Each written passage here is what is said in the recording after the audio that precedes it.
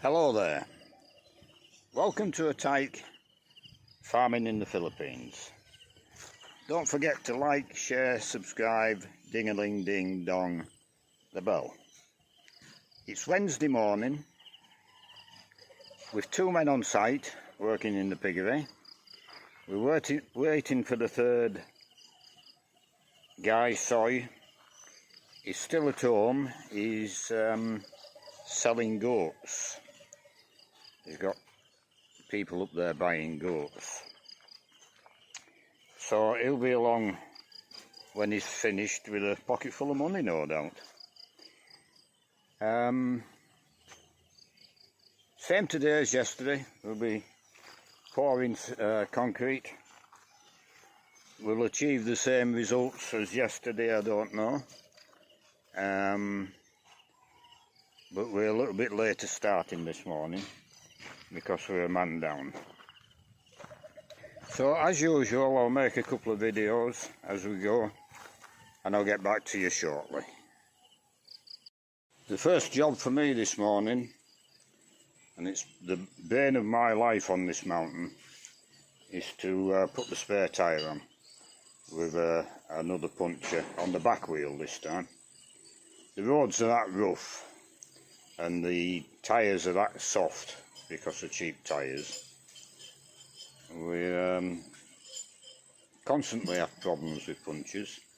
The front two wheels, the front two tyres, I put tubes in them, so I'll probably do the same with the back. The back ones last better, but the front ones turn and you're putting more weight on the side of the tyre obviously, but I think tubes in the back is the way to go as well.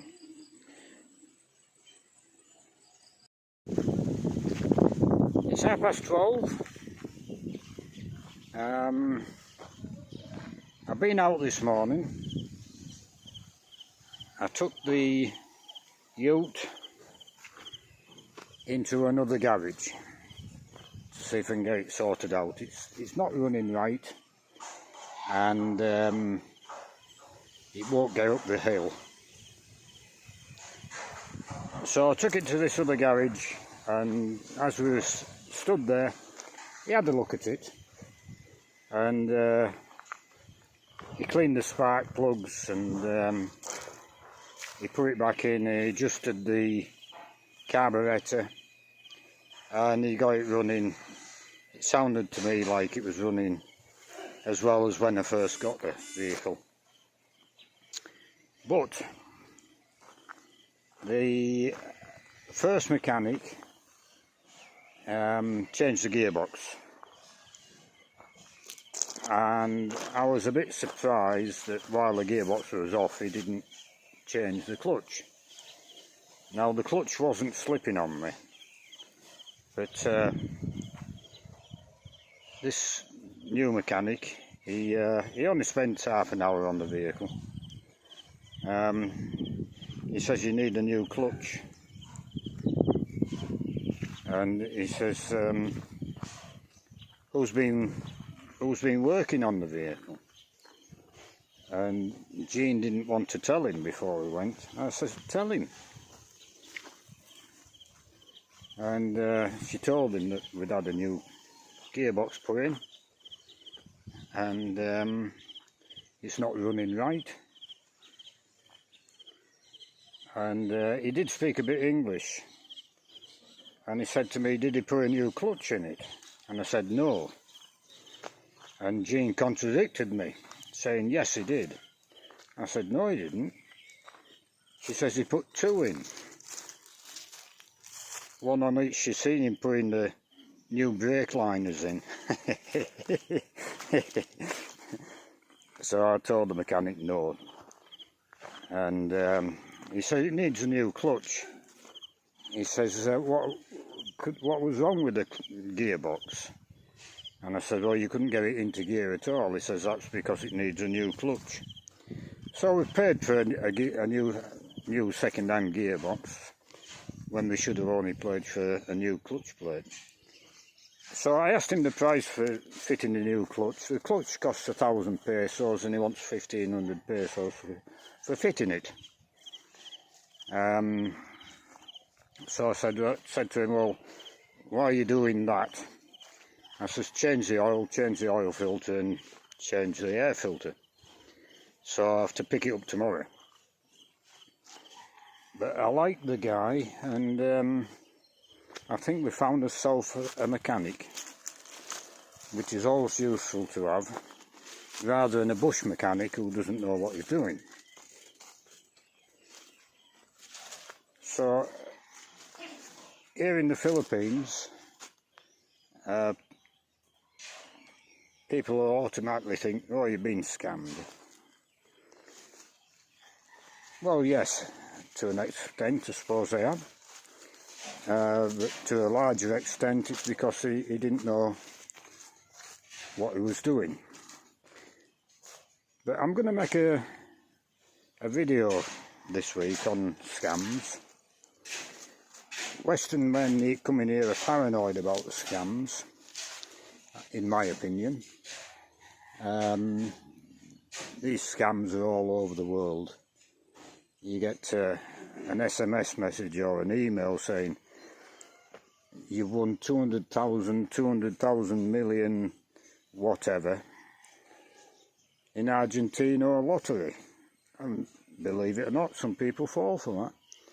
Now if you don't buy a bloody lottery ticket in Argentina, how the hell can you win the lottery? Beyond me. But I have another scam to talk about. So I'll make a video on that this week sometime. So we're on a second mix of cement, concrete rather, and we're doing the third pen. And we still level while we were waiting for Soy this morning, we're still levelling up this pen, and there'll be gravel going down in here next, and they're doing this large pen next, so this side will be completed.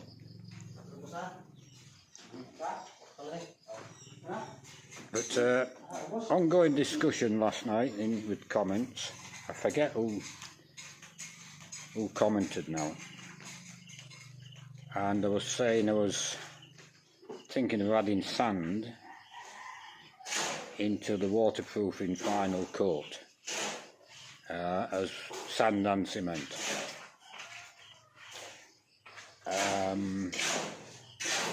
To make a non-slip surface.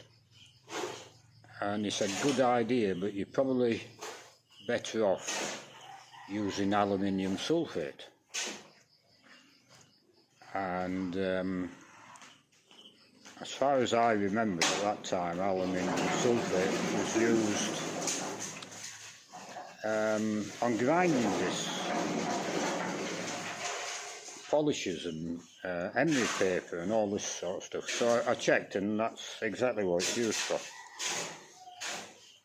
So that's a fine powder, and I think that will go very well with the waterproofing. Litre of waterproofing, half a kilo of cement and half a kilo of aluminium sulfate, and I think we'll get a very good surface. Which was the told. I'll have to look and mention the fellow who was talking to me about it. But I'll do a little piece and let it dry and assess it, and I'll let you all know what I think of it and what it's like. But I think we're on a winner there with that aluminium sulfate. So I'll end this video there, and I'll make a final video tonight. 5 o'clock, Wednesday. We'll go down and see what we've achieved at the end of the day.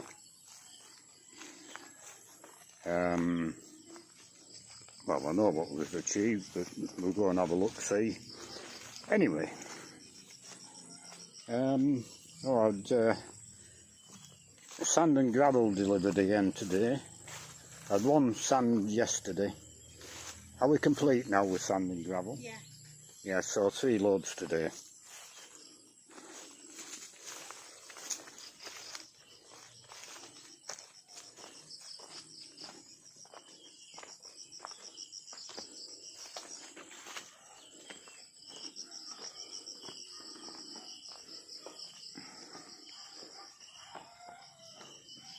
So we've been working again this afternoon, filling in work, if you like, after completing the pen. They've had string lines down. I don't know if they've got the levels they want, but this is the next job after these 6 pens. We haven't restocked the sand and gravel. Oh, we have. Ah, they're filled. They're there ready for tomorrow.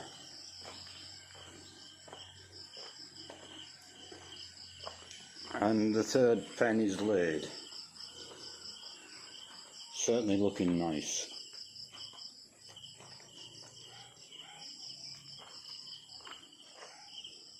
Yeah.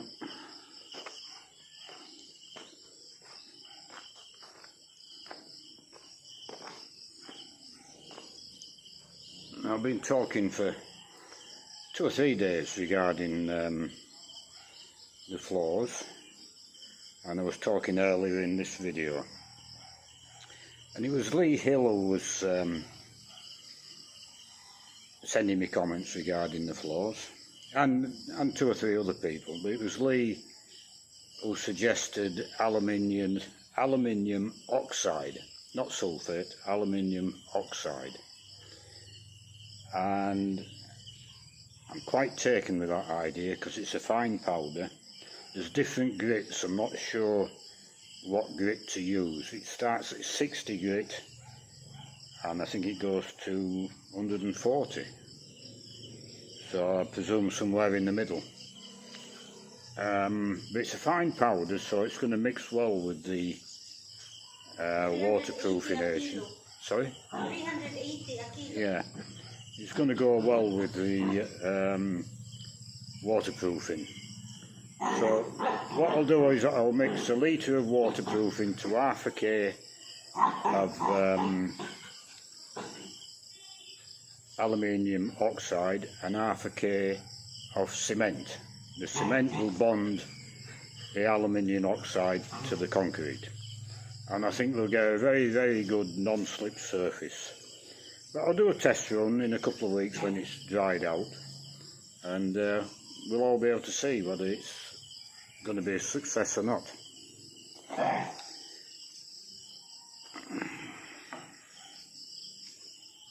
So that's it again. I'll leave it there, and we'll do another video tomorrow.